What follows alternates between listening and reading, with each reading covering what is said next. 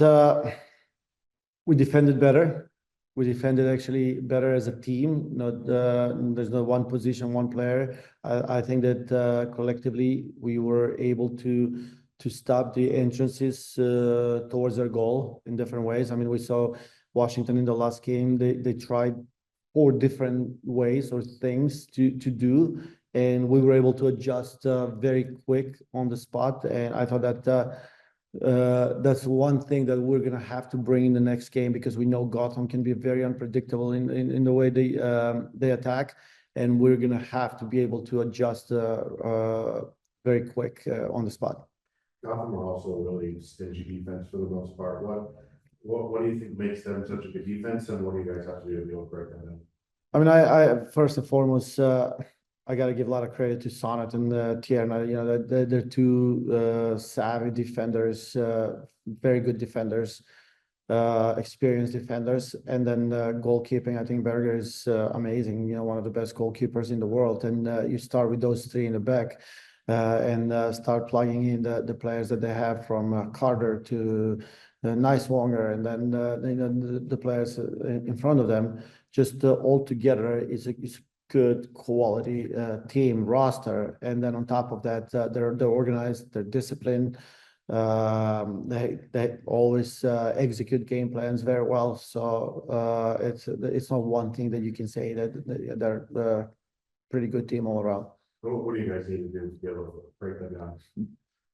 I mean, first and foremost, we have to be very precise in everything that we do. We have to be very, very clinical and clean in our passes, in combinations, in the final pass. Our runs have to be timed very well, because, like I said, they read the game. Both Sonnet and Davidson are really good, smart, read the game well. So every little mistake or thing that we do wrong, they're going to be able to catch up on. You know so many of those players from coaching them or having coached against them. How much does that read into what you know that they can or can't do? Not much. Not much. Obviously, we have a team, a style, certain things, and principles that we want to implement, that we want certain things that we want to do, and we do take in consideration what the opponent does or individual players, but majority of our focus is on the things that we do. And we've talked a lot over the last few weeks about the defense coming together. 3 straight shutouts, and a lot of really good play. Kayla and Alana they've become a really solid partnership there at center back. What can you say? Because I mean, sometimes takes a while for center backs to become really good partners, but they seem to just work together really well.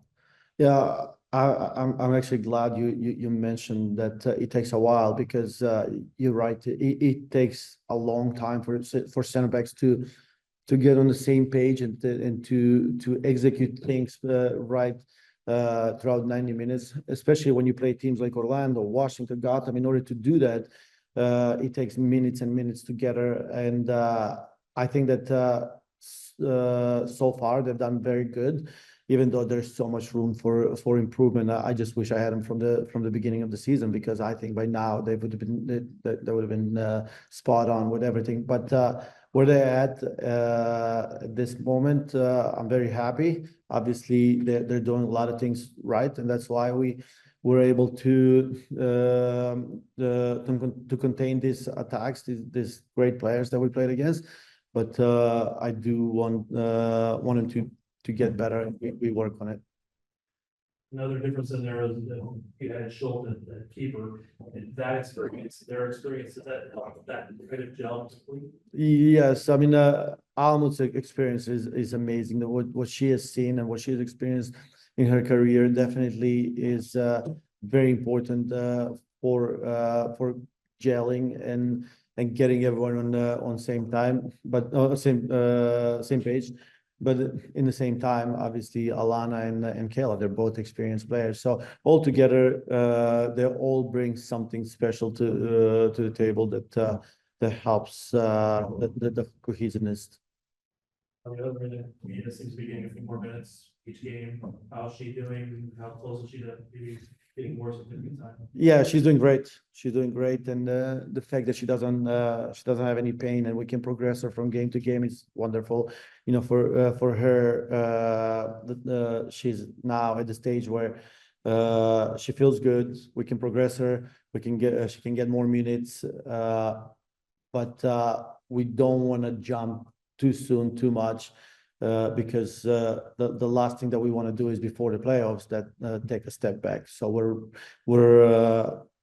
would rather take several small steps than one big step and then 2 steps back.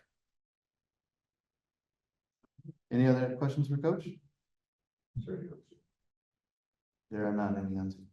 Okay, I was just gonna ask, Ellie and Haley have kind of flip sides, how they play over the last few games. What have you seen from Ellie's growth defensively that you've kind of trusted her down the stretch here, especially in that left back position, or even when she's kind of dropping deeper off that Yeah. right wing? Yeah, so the first thing is that, yes, they have flip side, and that was a tactical decision to have them play on different sides of the field because of certain opponents, certain time or players, or offensively, which side we wanted to get higher or lower. But I think Ellie has done tremendous accepting the roles and executing the roles. I think that throughout the season that she just became a more mature player, and understands the principles better, execution of it, and altogether is playing better soccer. Any other questions? Okay, we'll be back with Kayla Sharples in just a moment. Thank you.